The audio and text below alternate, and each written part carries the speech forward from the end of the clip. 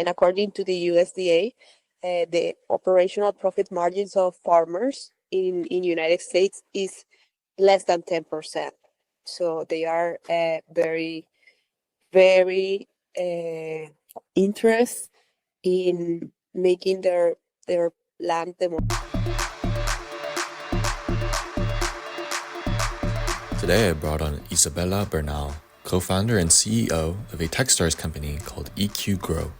Eqgrow empowers farmers to maximize their revenue by introducing diverse income streams through global agricultural trade, clean energy involvement, and optimization of land usage.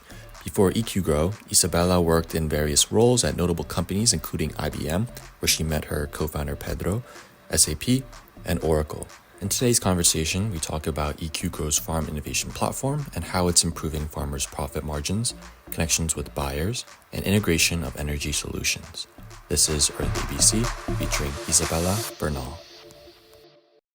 Isabella, thanks for joining me today. I'm very excited to meet one of the founders of a tech venture where ag tech meets energy tech. So appreciate you joining me today. Thank you, Sean, for the space to share my vision with you. For sure. And so Eqgrow is your company. You describe what Eqgrow does as kind of like setting up this brain system to help farmers turn their underutilized land into these like innovation hubs and sorts like that. What does that exactly mean? Yeah, so we basically we are creating a way for farmers to generate additional revenue sources through different kind of revenue streams, including agricultural trade and clean energy services. So that's the start of Eqgrow. Gotcha. But yeah, we are building a platform that facilitates that whole process. Mm-hmm. And so once they do have this brain system that Eqgrow gives them, these farmers, what are these clean energy services and this trade that they kind of unlock as a result of your system? Yeah, so we allow them to connect with buyers of their products all over the world, and we help them on the process of exporting those products. That's one of the things that it sounds simple, but it involves multiple steps that needs to be automated. And the second is the energy part. So this part is a bit difficult for them to do it by their own. Normally, there are different actors involved. So we basically allow them to just by being a farmer from Eqgrow, we take that process and they basically just submit it into the platform, and they follow the steps like who to meet with and who to talk to and so on. I see. So it's a software platform where these farmers can then see who they could trade with in terms of the crops that they yield, and then also in terms of the clean energy services. Is that also digital? Yeah, that part is part of the platform. Yeah, but I see. it also involves like relationships that Eqgrow has. Mm-hmm. And what are those relationships that you kind of leverage? Yeah, so well, we are leveraging all the Techstars, Energy Tech Alabama ecosystem, and that is involved in this process. Gotcha. And I know that for farmers, they're all working on land, but depending on where you are in the world, the land is going to be very different, and the crops that you kind of grow are also going to be different. So how does Eqgrow kind of adjust to all these differences with the diverse agriculture? Yeah, so it depends on how the farmer is used to utilize their land. So we work based on their own experience, just not to disrupt that much their their work. So we take the products and make them find buyers for that product that allows them to have a a better revenue stream, Mhm. a better revenue profit, better revenue percentage. Sorry. Gotcha. I mean, I really love what you guys stand for, helping like farmers to diversify their income streams and pretty much maximizing the value of their land to make it pretty much tapping into a larger scope of just trade and then also just that clean energy aspect. What, I guess, competitors exist out there, maybe offering a similar solution or different? Because to my knowledge, like this is very new to me. Yeah, so there's a competitor actually that focus on Latin America agriculture, and it's called Bloomspal. They have like sort of a procurement system or drop shipping system for agricultural products. And in terms of the clean energy and so on, well, there are multiple competitors in clean energy in general in the hardware part, but the ones that are doing like something similar, it could be Celestra. Gotcha. And how about in terms of like regulatory and legal landscape, where you have to, I'm not sure if there's like any laws governing like what farmers can or cannot do with their land, especially the case that you're doing it. Could you speak on behalf of that? Well, we are, I mean, you'll have to be more specific on that question, like quote the law, maybe, for me to follow on that, you know? I mean, I have the framework, but there are multiple laws that can be impacted. Okay, so let's see. I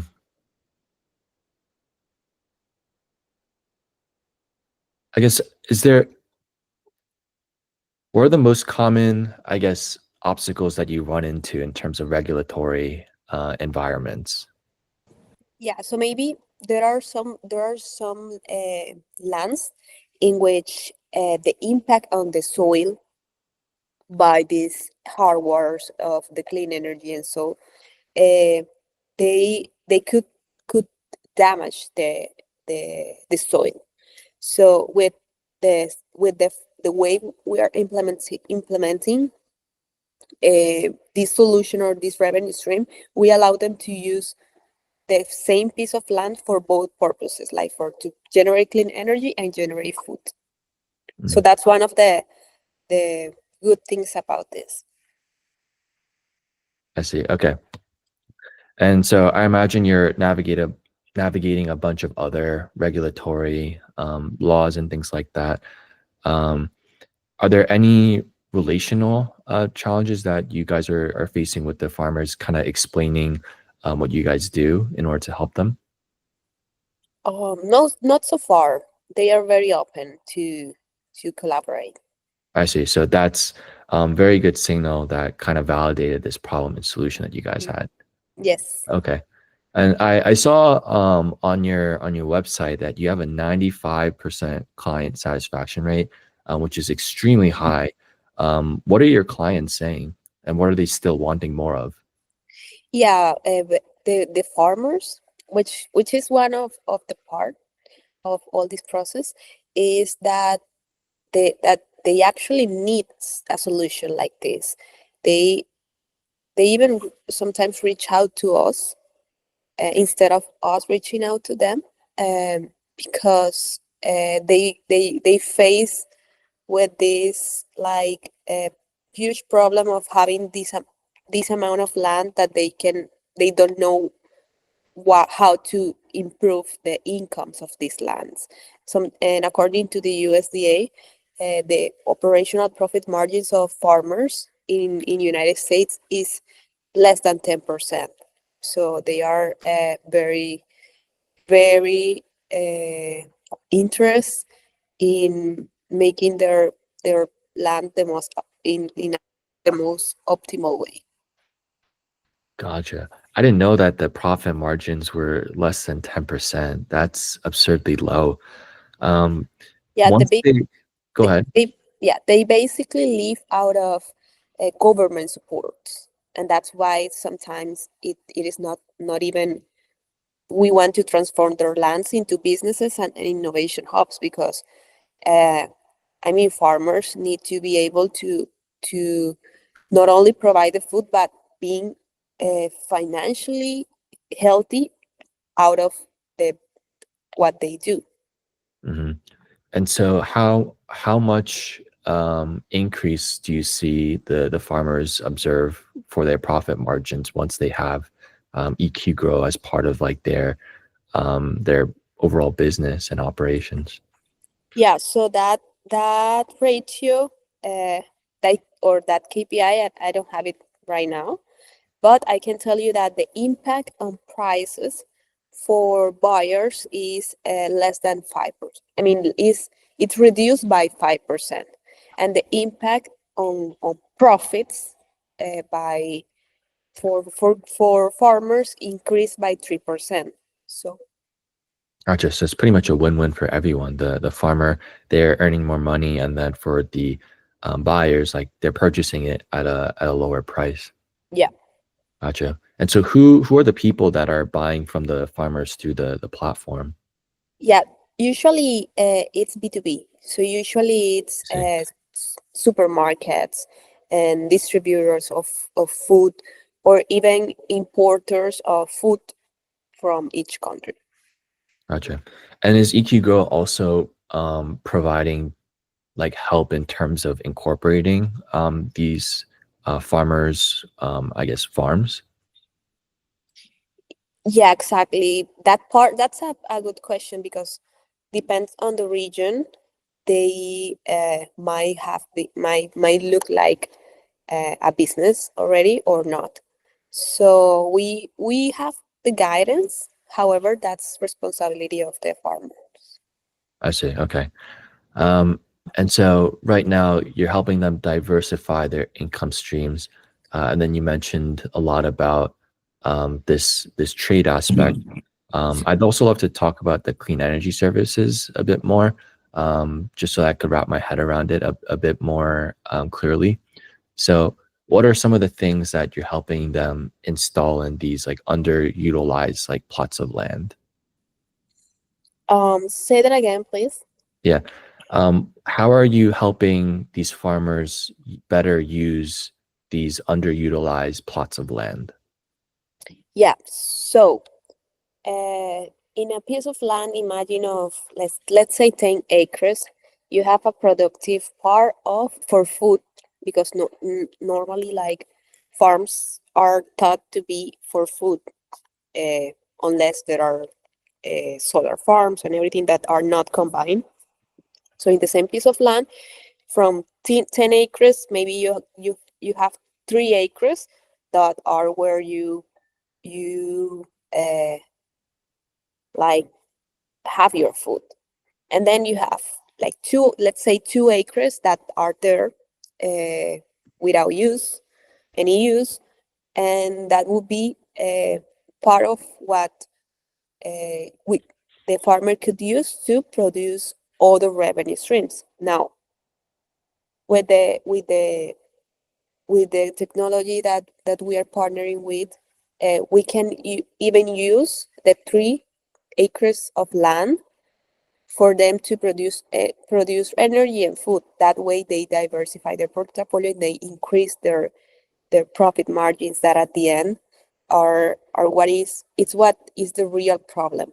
Like they have it less than 10% of profit margins, and and living out of governmental support. I see. And for the um, clean energy stuff, are you talking about like solar panels that you're installing on their property? Yeah, initially is a focus on agrovoltaics, but that hasn't started yet. Like we are still working on an MVP executing an MVP during 2025.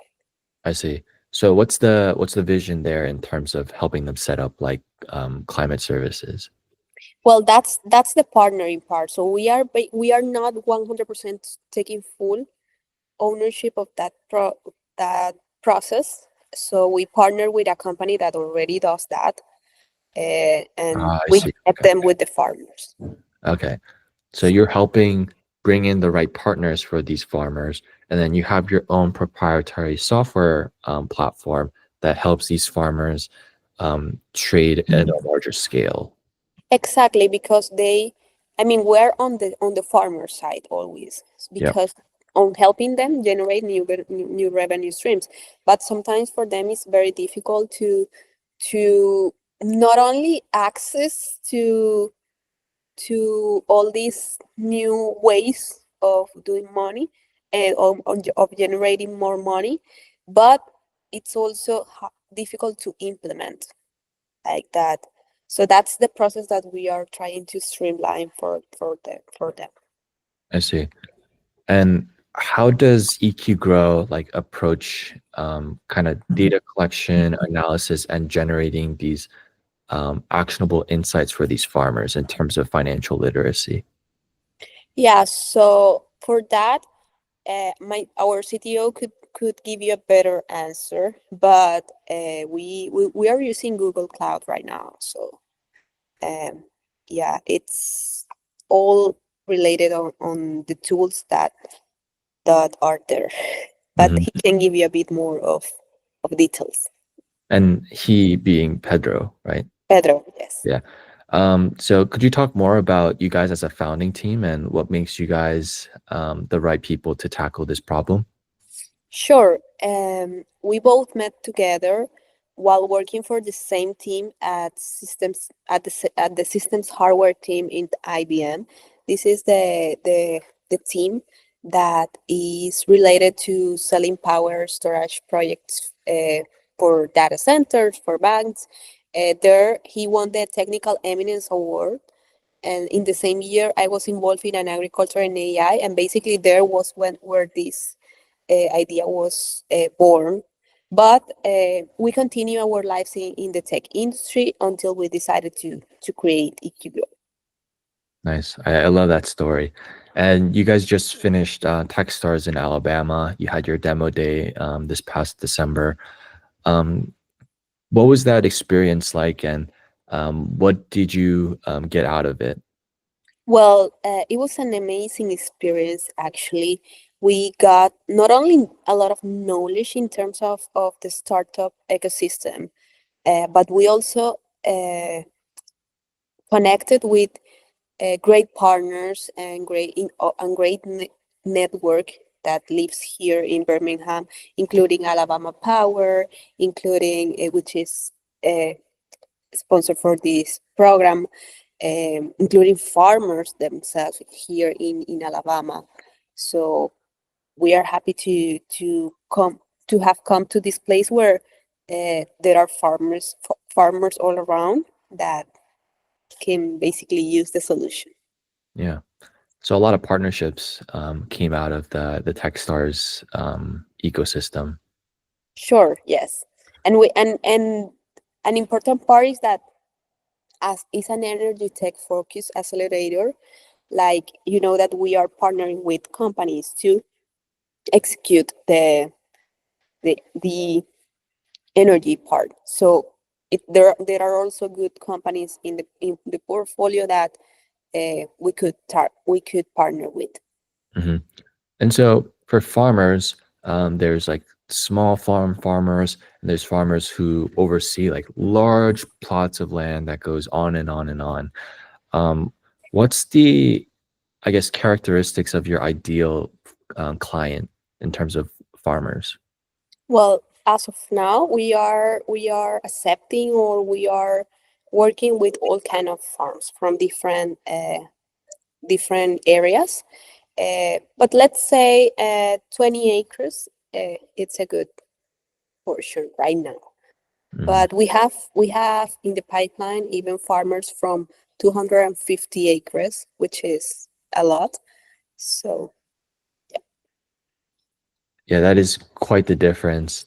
So when how are you adjusting to the size difference for these plots of land, if that even imposes like a challenge for you guys?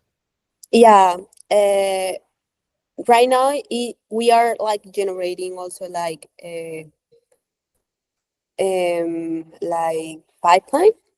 So maybe those relationship we start with them, we start talking with them, the ones that have big farms, but we don't. We just start the relationship. But maybe in implementation is smaller farms. Gotcha. Okay. And in terms of like long-term vision for the company, what is it going to look like in maybe 10, 20 years? Yeah, so we would like to be able to transform farmers' lands into innovation hubs, meaning maybe a farm can also be a provider of energy for a data center in their piece of land. So that's like the long-term vision for this. So Gotcha. transforming, making them more into a technological space. Hmm. Awesome. And what is one unexpected learning working with these farmers in Alabama have you kind of experienced this past year? Unexpected learning. Hmm. Hmm. Well, all everything very positive, um, but the fact that they really want something like this. So, and you are not aware of that.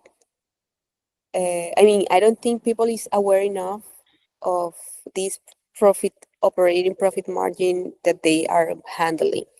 So when by the time you start working with them, they really are into this, you know. I see.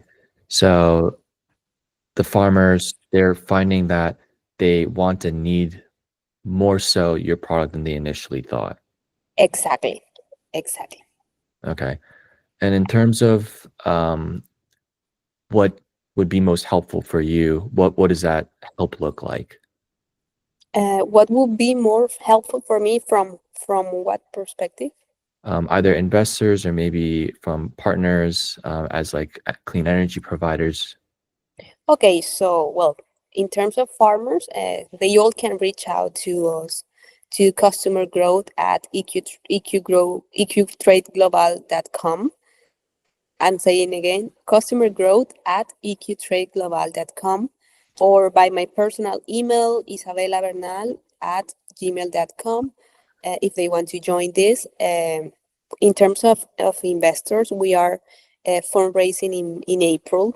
So we have been talking having a few conversations with some of them, but yeah, like they can also reach out to us. Um, and let's start having these conversations because the problem's there and the market uh, need it need this. Mhm, for sure. Very last question is how are you guys bringing in money? Like where along like this platform and these partnerships working with farmers um, is the revenue coming in for EQ Grow? Yeah, so we are on a fee model. So we take a fee for the agricultural trade and we take a fee for the price of the energy. So that's the way we make money. I see. So essentially, you guys win financially if you help more and more farmers grow and be more successful with turning their farms into diversified income streams and innovation hubs. Of course, yes. Yes. I love that. Well, that's pretty much all the questions I had today. I really appreciate you taking the time to talk through what EQGo is, how you guys are helping farmers, and how you guys are kind of bringing in these different players working together to really, again, help these farmers improve their revenue and then just become more financially literate. So thank you for that work that you do. Thank you, Sean. This was a great interview. It was a pleasure meeting you. Hmm. Thanks for tuning in. If you enjoyed this interview, follow along on EarthABC's LinkedIn to stay connected and never miss what's going on in climate tech. If you'd like to reach out or you're interested in coming on as a guest, feel free to connect with me, Sean Pack, on LinkedIn. We're always looking for inspiring ventures and founders in the climate space to feature on the show. Hope you enjoyed. Until next time.